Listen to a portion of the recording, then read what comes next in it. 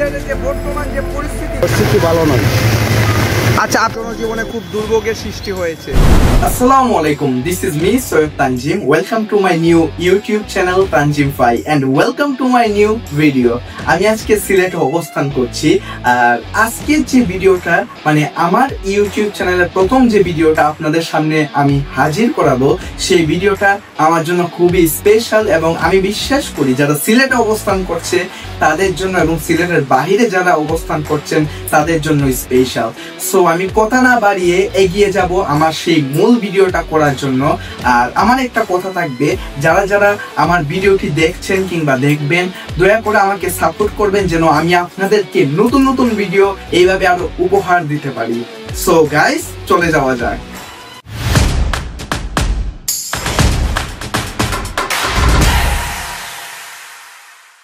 So guys, আমি একটা সিএনজির মধ্যে আছি এবং আজকে সিলেটের যে বন্যার যে শেষ পরিস্থিতি, আসলে কি সিলেটে বন্যার সম্ভাবনা আছে সেটি নিয়ে আমি একটা ছোট করে কভার করার চেষ্টা করব।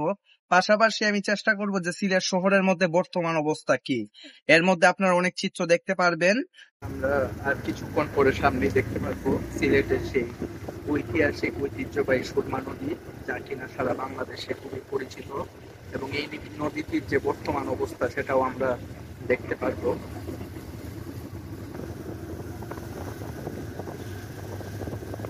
এই সেই সুরমা নদী আপনারা দেখতে পাচ্ছেন।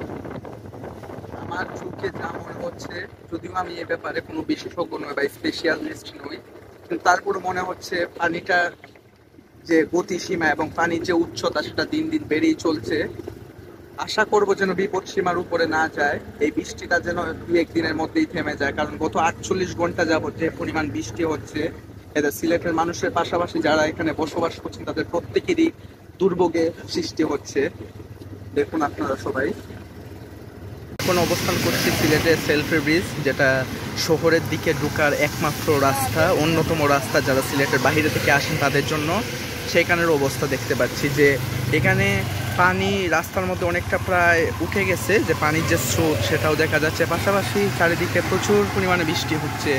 এখানে সিএনজি দিয়ে মানুষ আসছে, যার যার গন্তব্যস্থল থেকে আসছে, কেউ গন্তব্যস্থলে যাচ্ছে। এই হলো সিলেটের সেলফি ব্রিজের যে বর্তমান পরিস্থিতি।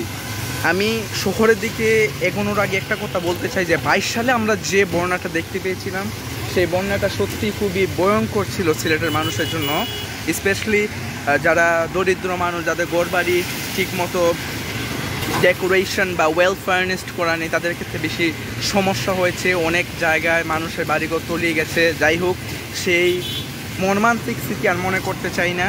আমি বিশ্বাস করি খুব তাড়াতাড়ি সিলেটের পরিস্থিতি শান্ত হয়ে যাবে। চলুন, আমি কথা না বাড়ি এখন সিলেটের মেইন কেন্দ্রস্থলে অর্থাৎ বন্দরবাজারে চলে যাচ্ছি আমি এখন। গাইস, আমি অলরেডি চলে এসেছি সিলেটের মেইন কেন্দ্রস্থল বন্দরবাজারের দিকে এগোচ্ছি আমি। সেখানে আছি, এই দেখুন জেলা পরিষদের সামনে আমি অবস্থান করছি। তো সিলেটের বৃষ্টির সম্ভাবনা দেখতেই পাচ্ছেন, খুব প্রচণ্ড রকমের বৃষ্টি হচ্ছে। বাড়ি থেকে উচ্চ বাড়ি এইরকম মনে হচ্ছে। আর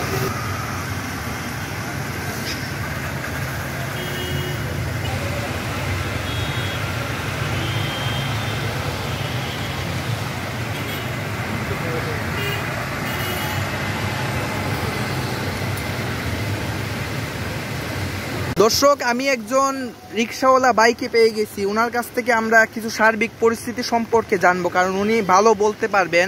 প্রতিনিয়ত রিক্সা চালান, পাশাপাশি আজকের এই বৃষ্টির দিনে ওনার কতটুকু হ্যাসেল পোয়াতে হয়েছে সেই বিষয়ে আমরা তাকে প্রশ্ন করব। ভাই, আপনি কোন জায়গায় থাকেন? চা বাগানে থাকেন। তো চা বাগান থেকে প্রতিদিন এসে শহরে রিক্সা চালান। আজকে যে বৃষ্টি হইতেছে গত 2 দিন যাবত, প্রায় 48 ঘন্টা যাবত, বৃষ্টির কারণে কি কোনো সমস্যা হচ্ছে রিক্সা চালাতে? বৃষ্টির কারণে ঠান্ডা লাগতেছে, কষ্ট করতেছি, 2 টাকা বেশির কারণে মেঘে ভিজতেছি। এর জন্য আমাদের সমস্যা না, মানুষের সমস্যা। রিক্সা দিয়ে হয়েছে বৃষ্টির সময়, ঝড় বৃষ্টি তুফান, আমরা কিচ্ছু নাই। রোদ হইলেও আমরা কষ্ট, মেঘ হইলেও আমরা কষ্ট। মানে আপনি বলতে চাচ্ছেন যে আপনাদের কষ্ট নাই কিন্তু রুজি হচ্ছে ভালো, যা হচ্ছে জনসাধারণের দুর্ভোগ হচ্ছে।